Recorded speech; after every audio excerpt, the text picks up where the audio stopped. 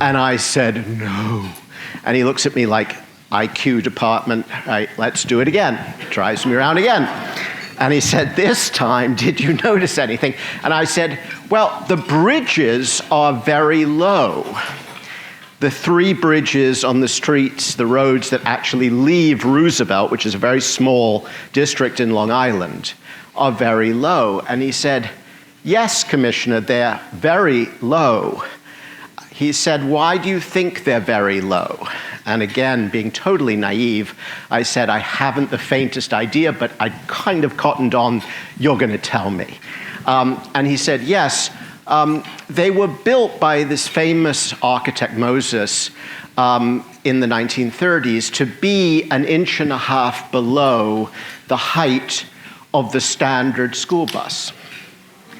So you cannot actually bus children out of Roosevelt. Now, you don't need me to tell you that Roosevelt's one of 3 districts in Long Island that is almost 100% African American.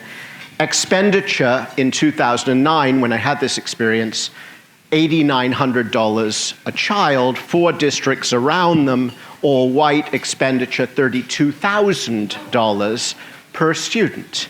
Right? This was my introduction to racial politics in New York. I'd never really seen it in brick and mortar, but there it was, the 8'6" bridge, constructed so that I couldn't actually close the high school in Roosevelt because I couldn't get the children to the surrounding affluent districts who didn't want them. Second story I will tell you is of a school in Tbilisi, Georgia, after the Russians had left. And when I say the Russians had left, they left with everything. They left with every text, every computer, everything you can possibly imagine, and a lot of bomb craters to boot. There was no ceiling in that school. There were no textbooks because the textbooks the Russians had left with were all in Russian and had been designed that way. Now, the teachers were facing the challenge of teaching in Georgian, Ossetian, Mongolian, Abkhazian, the 7 languages of Georgia, with no textbooks and no blackboards. And they were teaching, I don't think just for my benefit, Macbeth. And they had the text in English and then the text in these 7 languages in front of children who didn't have any shoes, and they were teaching it from memory. And one final story. I was with Norman Atkins in North Star Academy in Newark. This was Norman's pride and joy. Norman was the head of Uncommon Schools, one of the top performing charter school management organizations in the country.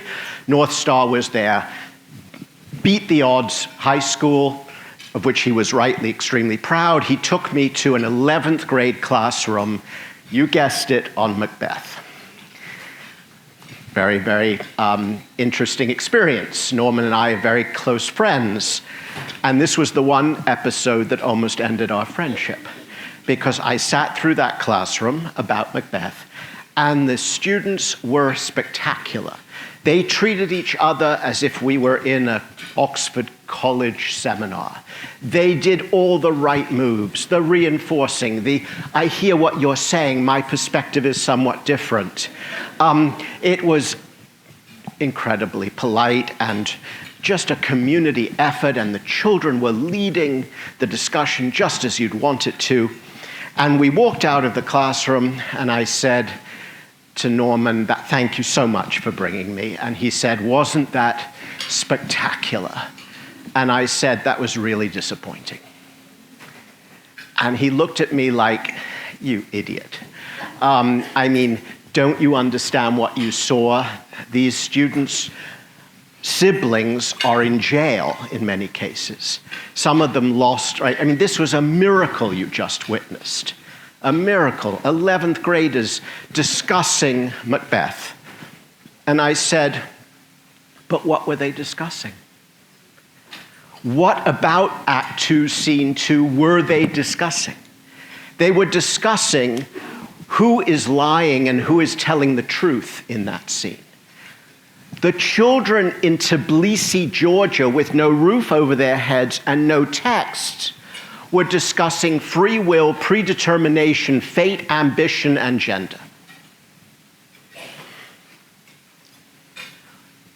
This is the difference. The difference is not, first of all, having the text at all. Roosevelt High School wasn't teaching Macbeth. They were teaching the yearling. They didn't have the option of discussing fate in Macbeth. They'd never reached that point. They needed standards-based materials that were rigorous to start education. But the children in North Star, in Newark, had Macbeth, but weren't reading it. And they weren't reading it not because the teachers didn't want them to read Macbeth, but because the teachers themselves hadn't had the different experience of being in a discussion about predetermination in Macbeth.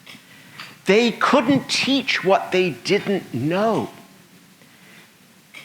And this goes very deep.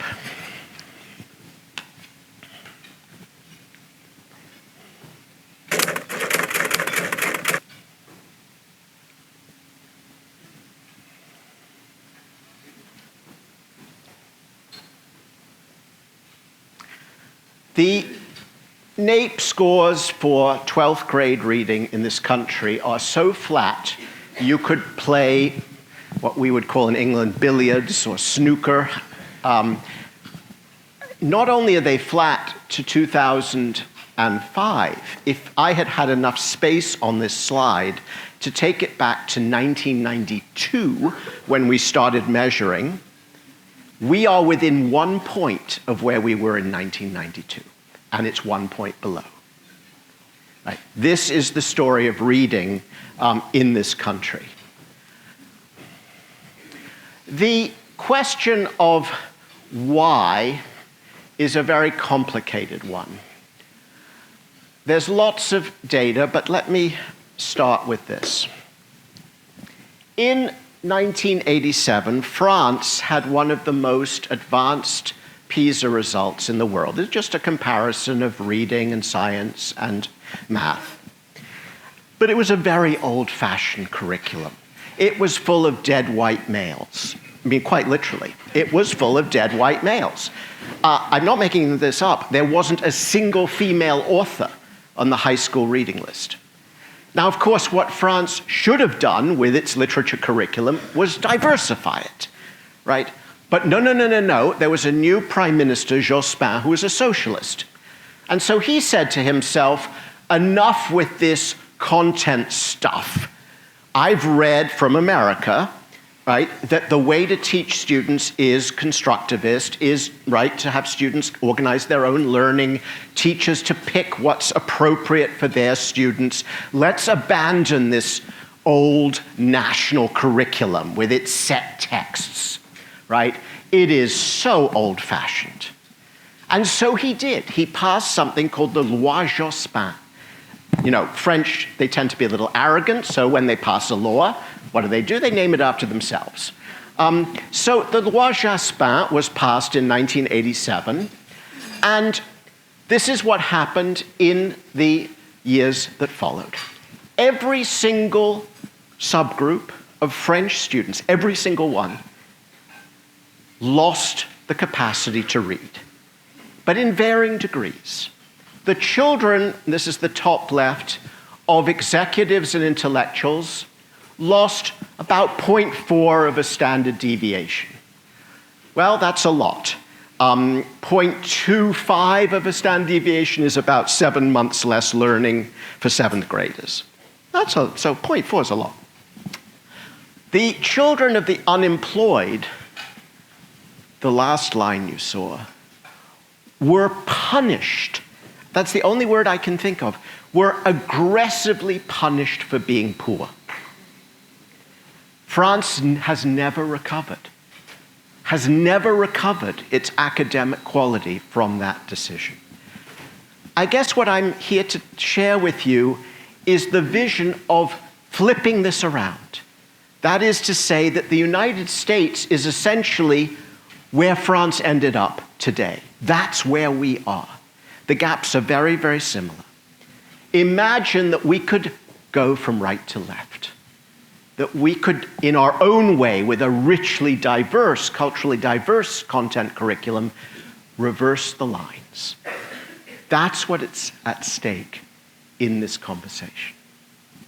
Now, to make this real, and to take us out of France, always a good idea, we want to look at what is actually real in our curriculum.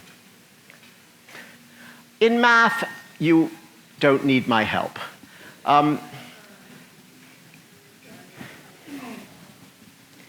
This is, I'm very old now, so I don't have to pretend. It's one of the great joys of turning 60. You can actually call it how it is. What's going to happen to me has already happened. So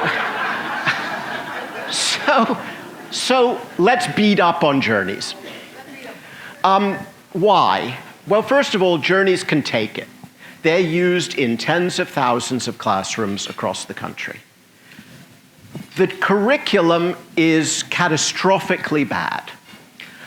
It is catastrophically bad because it is decontextualized skill drill.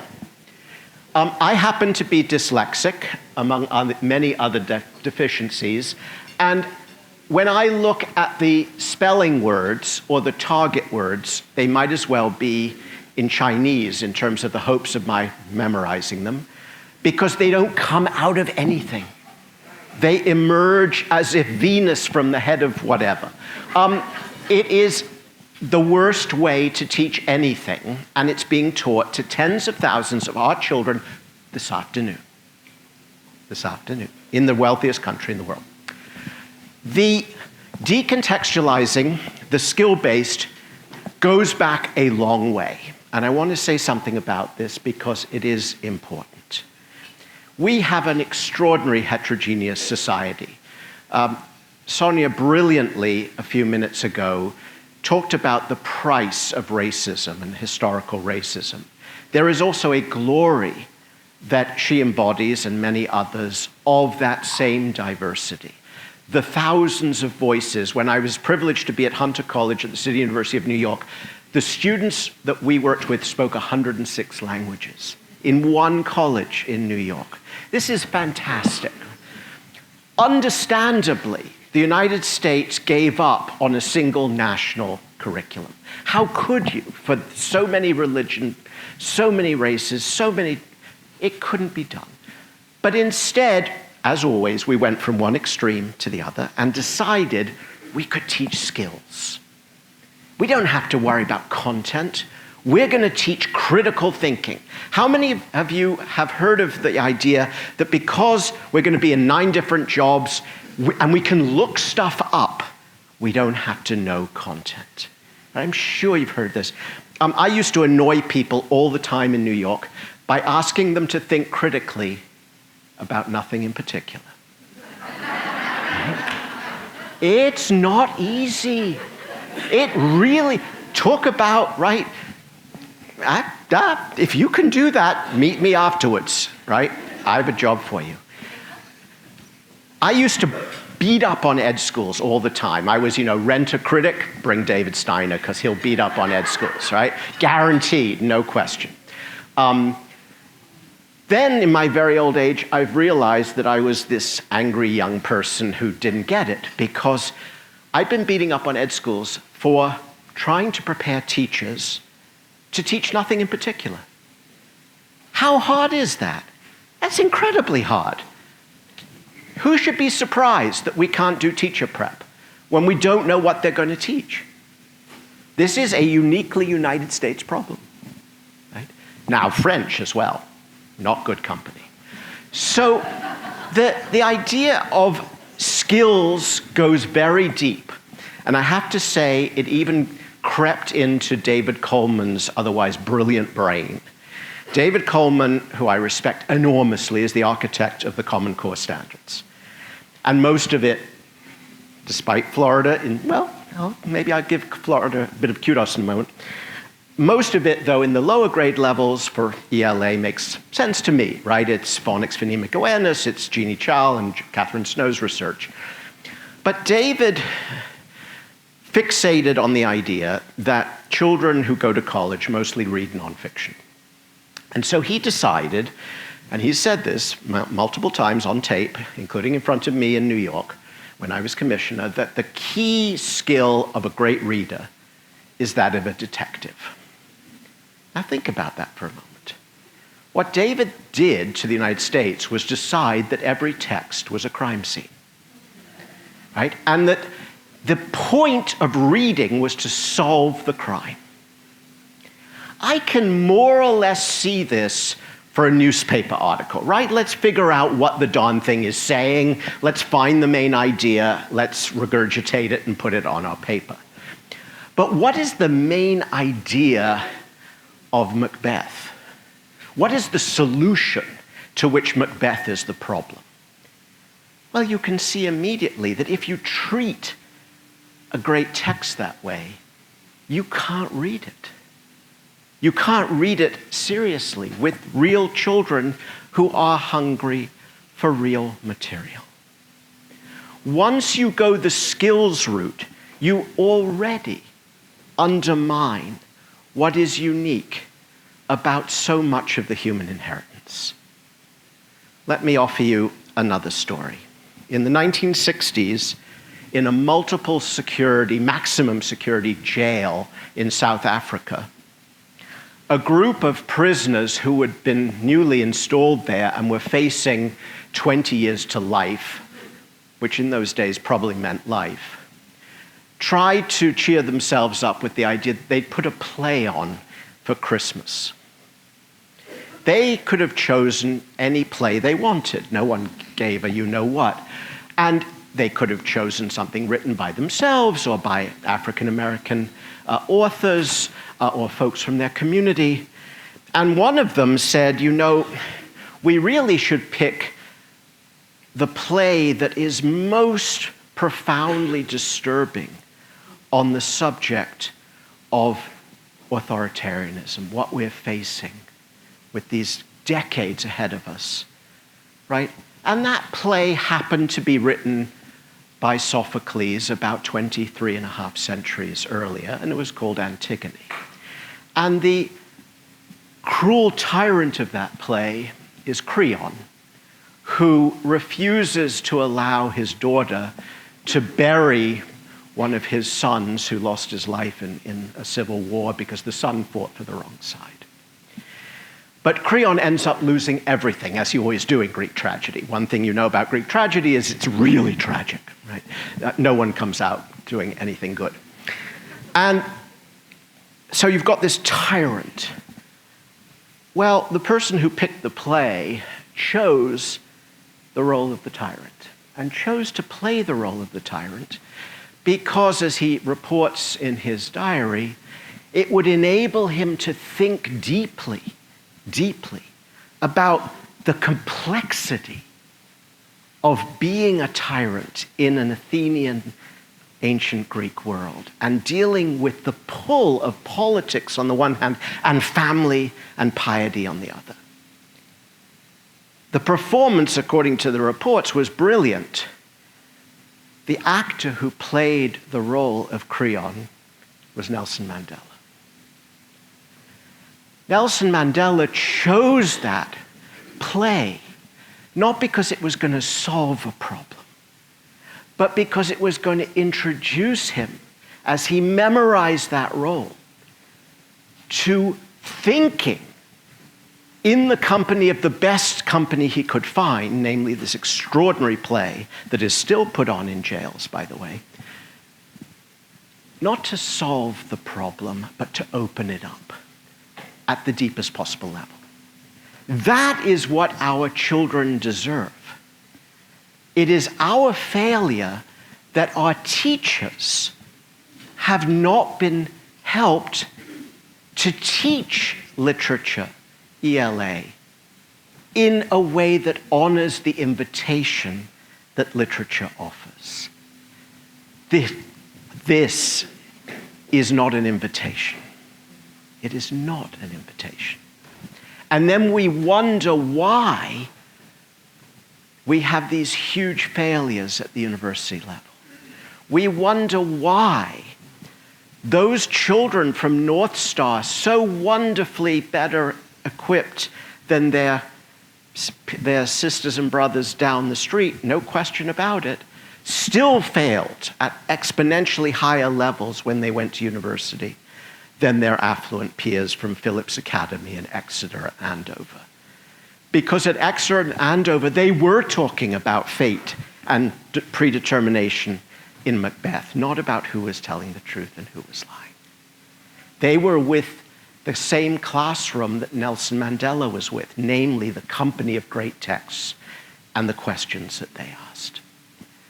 I had the privilege some years ago of teaching content institutes in Massachusetts on a lottery basis to regular public high school teachers.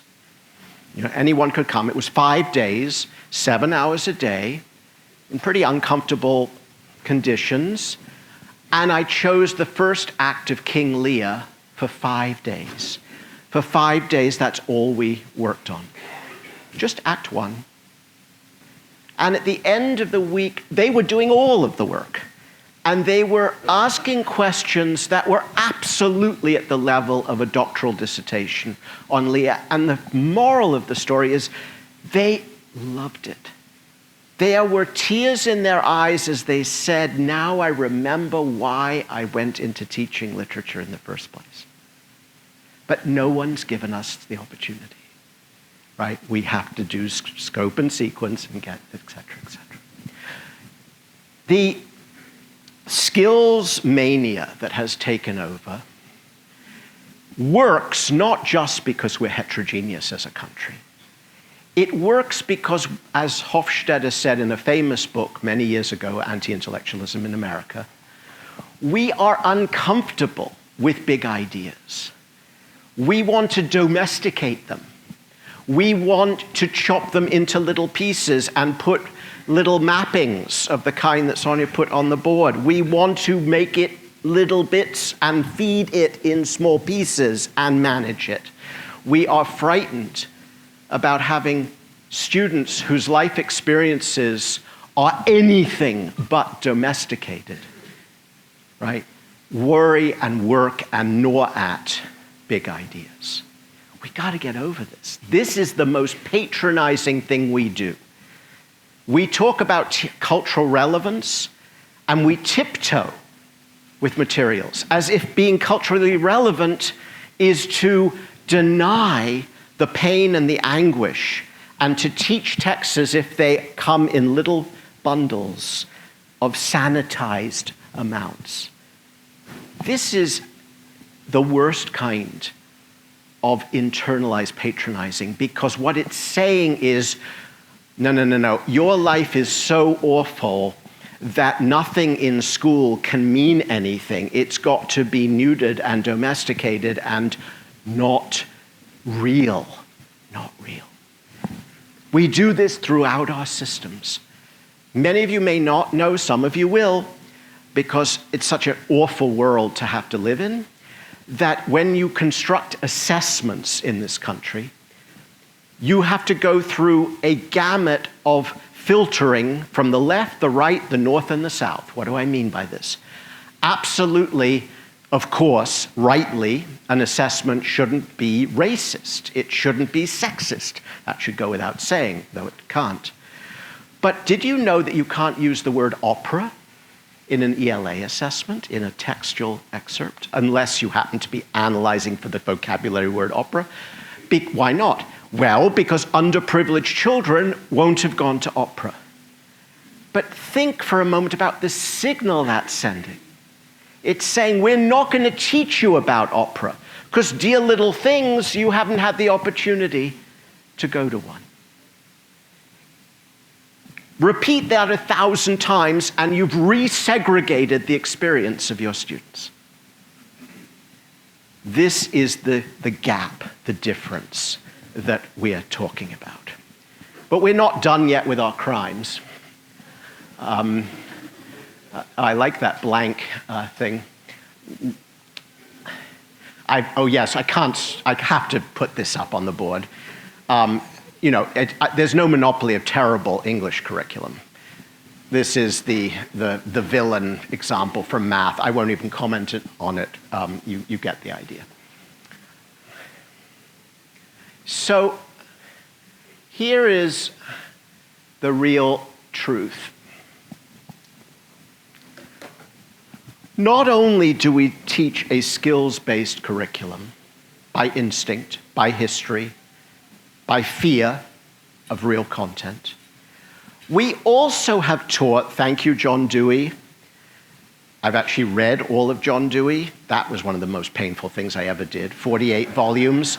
Lewis Mumford said reading Dewey is like taking a subway ride to infinity. That's about right. But John Dewey was a brilliant philosopher, don't get me wrong, but the legacy of John Dewey, one of them, which he bemoaned, by the way, before he died, was this idea that everyone should kind of make up their own curriculum in the classroom so that it would match their students' interests. So this is RAND data. In the United States, well over 90% of teachers are pulling stuff from Pinterest. Teachers pay teachers, yes, sometimes Engage New York, their local district curriculum, and they're stirring it together and trying to teach it. I don't even know where to start. This gets me so upset. Let me start with Meryl Streep. If in doubt, start with Meryl Streep. When Meryl Streep is invited to be in a film, I don't think the first thing she does is to say, well, that's fine, but I demand the right to write the script. I think what she says is, show me the script so that I can decide whether it's an extraordinary script to act. If it is, then my acting skills are going to be put to good use, right? I will be able to really use my talents. But somehow, in the case of teaching, we at the schools of education, and this I do blame them for, can't give up on it altogether, is we teach that the authentic lesson comes, again, out of the head of Zeus, to the deep instincts of the teacher the day before, or if she's lucky, the weekend before. Then she spends 9 hours, typically, 9 hours a week, stirring all of this stuff together, and that's authentic learning. Now, in a big high school, the ELA teacher down the corridor or the math teacher will be doing something like it, but come with a completely different lesson. So woe betide you if you shift classrooms, let alone shift schools, let alone shift districts, let alone shift states, which, by the way, vast numbers of our students do every week, every month, and every year in America. But more profoundly than that, who has helped our teachers with this extraordinarily difficult skill? Who? The answer? Nobody. Nobody. Because nobody knows how to do this. It's impossible. There are 1 trillion to the trillionth power possible bits and pieces out there on the internet. And you as a teacher are going to go like this. You're going to think about your classroom. You're going to magically create. You're going to put it all together, practice it, and teach it every day, several times a day. 93% of our teachers are doing that now. We did an audit at my institute in Montgomery County. Montgomery County had one of the strictest curriculum around. It tested you every 2 weeks on the curriculum. On that curriculum. It was designed after Common Core. It was somewhat aligned. I'm sure Ed Reports rightly would have told us. And And that's a good thing to have them around, and Eric is the best that's happened to American education in a long time. The profound result of the audit was that despite all of that, the teachers weren't teaching it. There was a bit of it, but there was so much else going on, you could barely tell that Montgomery County's curriculum was there for all the noise that was happening. So, by all means, and absolutely, let's start with the results of ed reports and standards-aligned curriculum, but don't assume that because that's what you've chosen, it's happening in your classrooms. It isn't. So what do? We've got to start again to work with our teachers to believe that a world-class curriculum is the floor, is the beginning point. Then, after 5 years experience, 10 years experience, the wonderful 17 years from our Teacher of the Year, then with that experience, yes, you can take it and make it your own. You can add something to that guidebook's curriculum on Macbeth, or the Wit and Wisdom curriculum on Macbeth, because these are already strong curriculum. And of course, no two classrooms are the same. And of course, you can make it that much better.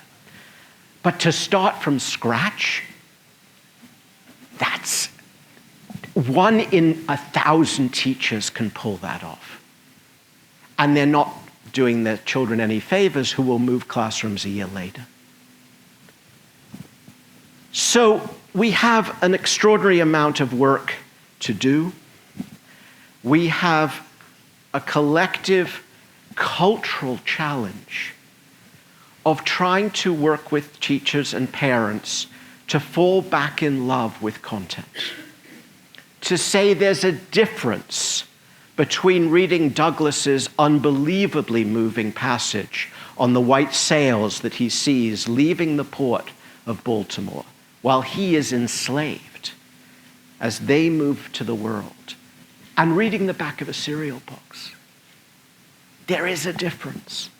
There is a difference between bringing to children the best that has been written and thought by children of 23 centuries from every race on the planet, and telling them that the reason they're reading this bit of text is it's the right lexical level. That is the difference. We can start by encouraging our teachers to teach their passion. It doesn't matter if they prefer Sophocles to Douglas. If they teach with love and with the openness to what those great texts say, their children will benefit. They don't have to teach a text. They have to teach the text that they love. Just as in math, the reason children fail so much in the United States on PISA is they're trying to remember what the Don formula is, and they're not at home with the concepts of mathematics. The concepts of mathematics are deep beyond belief. They're like Macbeth. Plato, who we all think of as this another dead white male from 23 centuries ago, actually didn't think of himself as a philosopher. He thought of himself as a mathematician. And so did the philosophers around him, because mathematics was the deepest philosophical inquiry of all. The concepts of mathematics were profound. We have to fall back in love with what is profound and deep and stop being afraid of teaching that to our children. The teachers of Tbilisi had no roof over their heads and no textbook in their hands. But they remembered. They remembered. If we mortals have offended, think but this, and all is mended, that you have but slumbered here, while these visions did appear, and this weak and idle theme, no more yielding than a dream. A child who has by heart the company of what is worth learning is never alone. Thank you so much.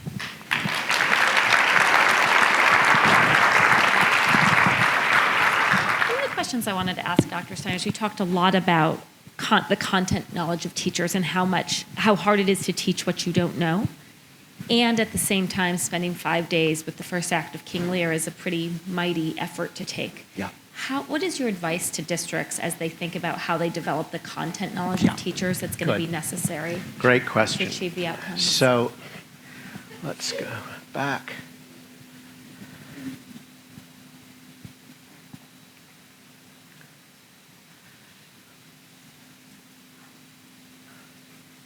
We're going to go to one of the stronger curriculum in ELA. So this is guidebooks that is currently used by over 80% of Louisiana's teachers. And what's extraordinary about guidebooks and why it's a powerful answer to your question is that in the circumstances I've described with you, teachers are students. We're all students. None of us know these texts well enough to pretend that we can simply get up and teach them. Even if we studied Romeo and Juliet some years before in some undergraduate class, right, we don't really know the text. So what does this curriculum do? It actually teaches the teacher and the student together to ask difficult questions about Romeo and Juliet. It is a pedagogical device. Those of you who have rightly used Eric and his colleagues' ed reports will still have real choices of green-lined ELA curriculum. What's the difference between EL and guidebooks and wit and wisdom? And wit and wisdom and this one together are, in our judgment at the Institute, among the most powerful because they're not just good material. They help teach the teacher. So this is much too small to read, but working sentence by sentence, this is in a particular scene of Romeo and Juliet, prompts students to determine the literal and figurative meanings, right? Then the next one, determine, I love this one, how the order and meaning of ideas foreshadows the tragic ending of the play, right? Now, as somebody coming fresh to Romeo and Juliet, I kind of get it, right? They die. It's another tragedy. And it's young love, and so it's pretty hopeless. No, there's really intricate, incredible genius here in construction, and the curriculum helps you to remind you, if you will, to ask the deep questions. That's what a good curriculum should do, and that's another answer to why, very frankly, making up my own curriculum of Romeo and Juliet. I won't name the district here, but in the old days, they had a much less brilliant curriculum, not looking at anyone, than they do today in ELA. And one of the problems with less brilliant curriculum is that it tries for what I call cheap relevance. We looked at one curriculum in Louisiana at Romeo and Juliet. And in the Romeo and Juliet unit, all the other texts were about the muddled adolescent brain. Okay, I can kind of see it. First of all, they weren't good pieces on the muddle. They weren't from, good science journals. They were bad journalism. But secondly, contextualizing Romeo and Juliet in the context of the muddle, do you see what that does to the play? It essentially normalizes it, makes it no mystery at all. Oh, of course, they were confused. The hormones were raging. That's the answer to Romeo and Juliet. No, it isn't. There's a reason why even DiCaprio tries to play Romeo, right? Why there are new interpretations in every generation. It gets us at some fundamental human level, and the curriculum here begins to help the teacher to actually ask the questions that reveal why it's worth reading. Thank you. Okay. Another thing that I'm sure is on the minds of folks in this room is it is one thing to talk about the importance of good materials and to more or less believe it. It's another thing politically and practically to advance that. Yes. And I'm wondering if you can talk about some of the obstacles that you face as the commissioner in your efforts to do that. Yes, sure. So you'll always hear, well, how do you get to judge, right, what the text is? And there are several answers to that. The first answer is it doesn't have to be just this text. Good curriculum, I mean, the way we did engage New York with what was then called expeditionary learning, I understand it's now EL, because we don't ever want things that are too long. But EL lays out a number of possible curriculum at a given level that the teacher could choose. And I like that. I grew up in England. I went to a state school. We had no curriculum. Why did we have no curriculum? Because the exam was the curriculum. The assessment, which was told to the teachers 5 years ahead, laid out the texts that would be on the exam. We had to write essays about them. Now, there weren't 3 texts. There were 20. And the teachers would prepare us for the 6 that they liked best. So I answered on Henry IV, Part 2, E.E. Cummings, Jane Austen's Emma. Right? I still remember the text because we really learned those texts. But I ignored completely the poem by Milton because I hadn't studied it. Right? So the teachers got some choice. That's the first thing. The second way to overcome this, my colleague Ashley Berner will be talking about this tomorrow. We need and do need to offer districts support when they make these decisions. So for one of the things we do at the Institute, and what Ashley will talk about, is we take the ELA curriculum and we knowledge map them. We actually go through each text and show what knowledge the students would gain from them if they read it seriously. And then we produce heat maps with all the major domains of knowledge through all K-12. And we present this to the superintendent and her colleagues, and they're these vast, vast deserts. You know, the child's read nothing about Asia or Africa in 13 years, right? And when school leaders see this, it's an OMG moment. Then we survey teachers about the current curriculum, and wow, it turns out they don't like them. We've yet to find a pre-Common Core or even a badly aligned curriculum that the teachers like.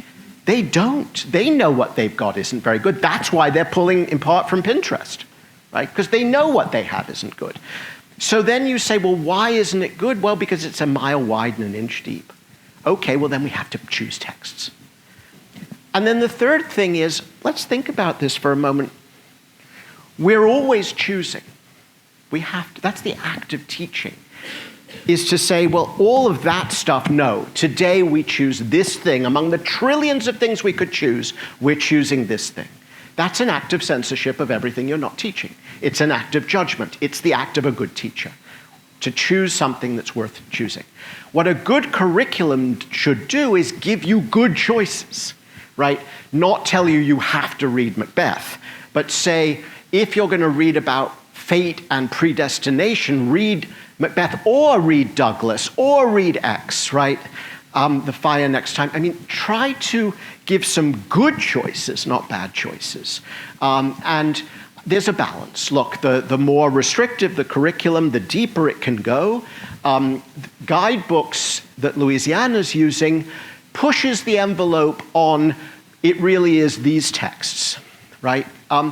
Teachers actually enjoy, we have found, that experience because they can share with each other. Knowing that everyone in the district is teaching this text is a very enriching thing. Once you get over the idea that it might not be the very text you would have chosen, right?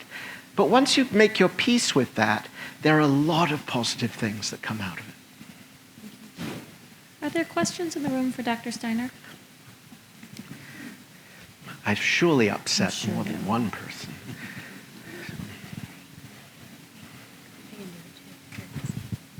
Yeah. Eric, surely you have some. You covered it in half. No, that's not.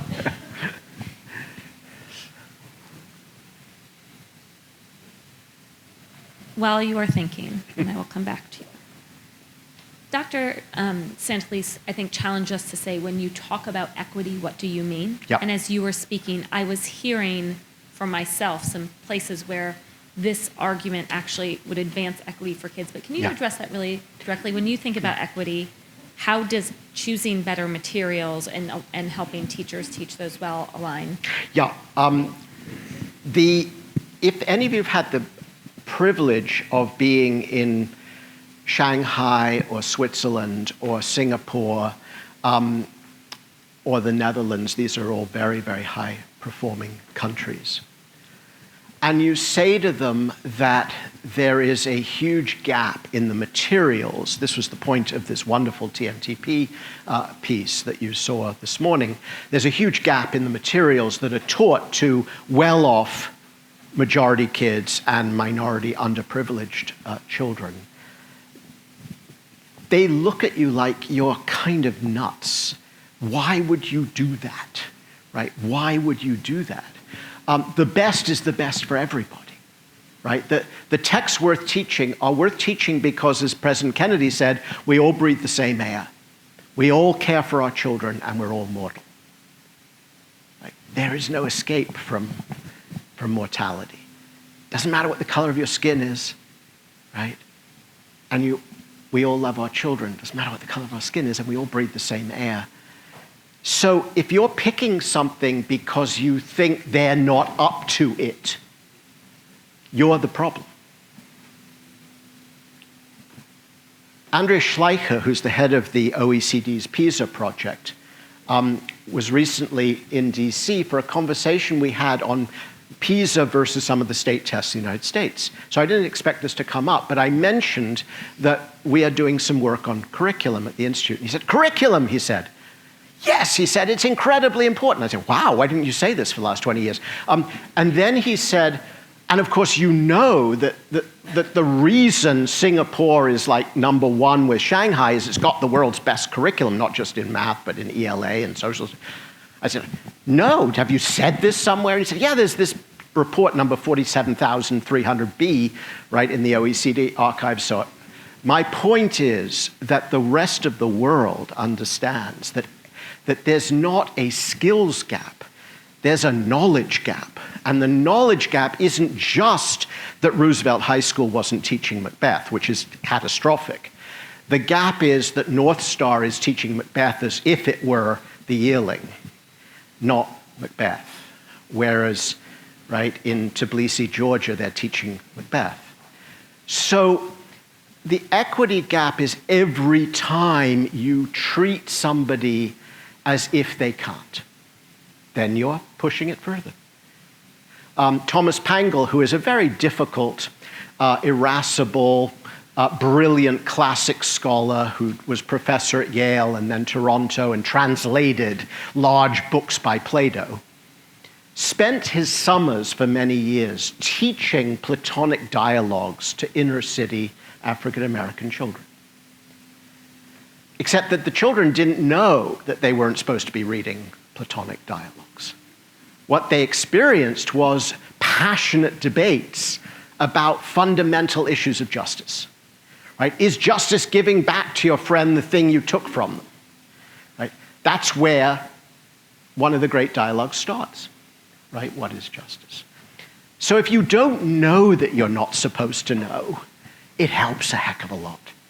Eva Moskowitz's work with Success Academies is controversial.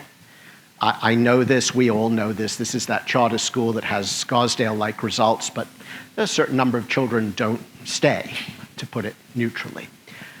But when she started that set of charter schools, and disclosure, I was on her first board, she looked around for curriculum, and the best she could find was core knowledge. Core knowledge, as you know, E.D. Hirsch's curriculum, 700 schools, whatever. And she looked at it, and she looked at it. She put it into the classrooms because it was the most content-rich that she could find for her very poor African-American children in Harlem. Over the next 2 years, she kept going into the classrooms, and she kept thinking about those Scarsdale kids. And she realized that core knowledge wasn't enough. Core knowledge wasn't going to be enough to give her kids a fighting chance of matching those scars down. So she added content knowledge to core knowledge. The other charter schools high performing in New York, Uncommon, Achievement First, KIPP, kept wondering for years why her schools were outperforming their decent results, decent by the standards of the regular public schools. Well, the answer finally came. They were teaching skills, she was teaching content. Right? This was fun. They themselves, who were at the forefront of trying to close the equity gap, were still perpetuating it by not ensuring that their children had the knowledge immersion of the middle-class kids up the street. Thank you. Yes. Is there a mic? I can chat. Oh, great. There's... I'm married to an elementary school teacher, and I come home and we occasionally have conversations, instructions about balanced literacy. We'll be talking. Yep. Fidel, I need you on one side of not knowing anything. Right. Join the club. The other side of knowing everything. And how do you think of this approach? Yeah. And, as a professional educator, I have my own personal perspectives, but how do you have that conversation with teachers who are embedded? Look, this is a very deep question because Lucy Corkins's approach was designed at Columbia University for seminar use among the children of the middle class. That's just a fact. And it was very successful for those children. They came with the very background knowledge that we are trying to ensure is the birthright of every child, not just the middle-class child. And when it was taken in its pristine form, with all the best intentions, to the children who didn't have the knowledge, it was bad, technical term. Joel Klein, who was the chancellor when I was commissioner of the state, he was the chancellor of the city, he was new to education. He'd been CEO of Bertelsmann, and he was trying to reorganize the city, which had enormous corruption in the 32 local districts. I mean, he had 100 things to do, and people told him Corkins was the national expert on reading, so he didn't look twice.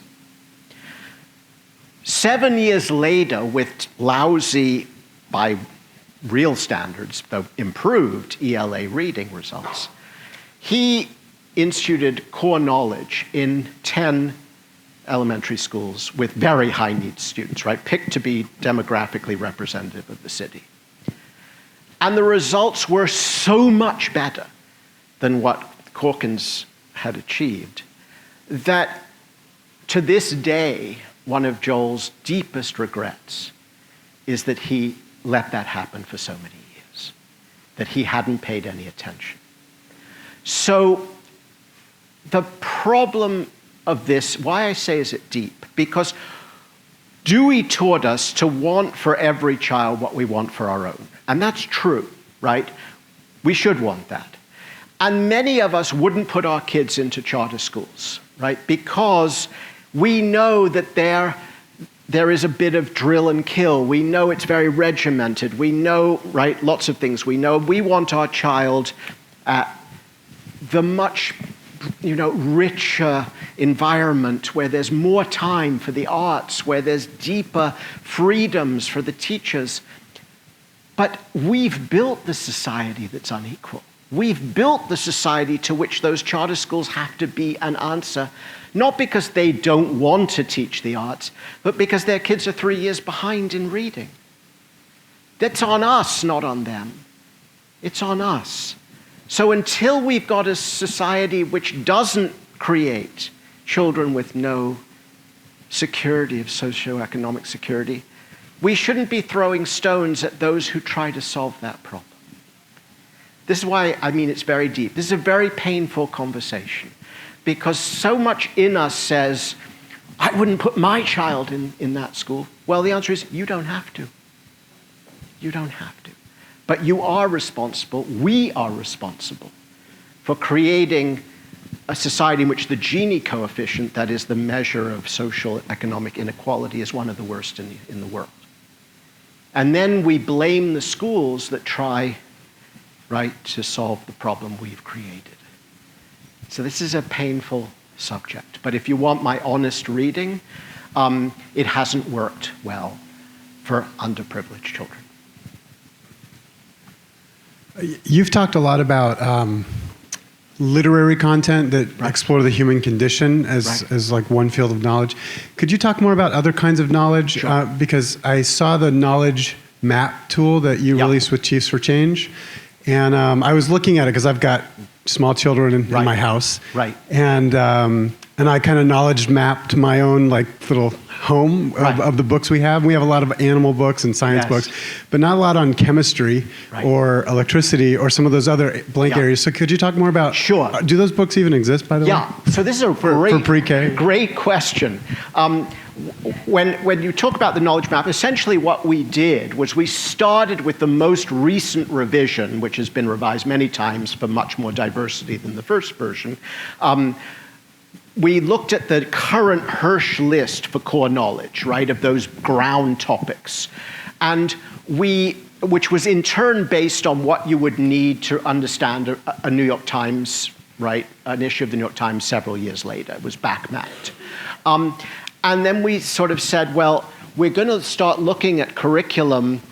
First of all, do they hit those big topics, right? We call them domains. Then let's look at the subtopics, the electricity, right? The not just animals, but different kinds, right? Let's not just talk about American history before 1865. Let's talk about, right, the specific elements. So we mapped those topics as well. And what was very striking, first of all, was that there were gaps even in the domains in many curricula. I mean, that's inexcusable, right? What we realized was that how many elementary children kept reading about sort of the home over and over again. Or, to take another example, in middle and high school, somebody decided, I don't know who, but I'd like to talk to them, that the problem with American curriculum is they're not boy sensitive. So they put grit and survival into American ELA curriculum, but they didn't do it once. They did it again and again and again and again. I mean, this is extraordinary. So you don't read a thing about Africa or Asia, but you read about surviving the wolf, right, 20 times. And this is supposed to appeal to boys, I think. That was the idea. So even at the level of domain, you're going to find gaps. At the level of topics, it's much worse, right? There's a kind of feeling that these are just facts. But if you have young children, one thing you know is they love to know facts. They love to show off with facts. They like to memorize. I prefer learn by heart, right? That gives you the truth, which is that feeling of, owning something. We got to get over our fear of knowing things. So the question you ask is the right question. It's not just, to link your two questions together, it's not just that we should be teaching phonics and phonemic awareness. It's that while we're doing phonics and phonemic awareness, we should be exposing children to real stuff about the world, about science and physics and astronomy, right? About geography, about history, about literature, the fables, right? That are actually one of the rare moments of content in the Common Core. Please don't get rid of the fables when Florida. They're fun. They're great stories. Children like stories. Don't tell them to find the main idea. Tell them to read the story. They'll get the main idea if they understand the story. So you're on exactly the right track. You should be aggressive. And remember what I said, that a good curriculum's a starting point? Absolutely. That's what happened to Eva Moskowitz, right? She looked at core knowledge. She had the same experience you did. She said, wait a minute, this is better than everything else I've seen. This was a few years ago. But there are these holes. Let's find the readings to make up the holes. Because The middle class child gets those holes are filled in at home, in the visit to the museum, in the holidays, right? Talk about holiday drop. The reason there's holiday drop is that the middle class kids are getting accelerated knowledge background. Knowledge background. Last example. If I say to you, the silly mid-off missed the consequences of the googly, how many people in this room can find the main idea in that sense? Yeah, good. Phew. If I had a room full of 10-year-old English children, every single hand would have gone up. What's the difference? The difference is that you're Americans, so you don't know the game of cricket.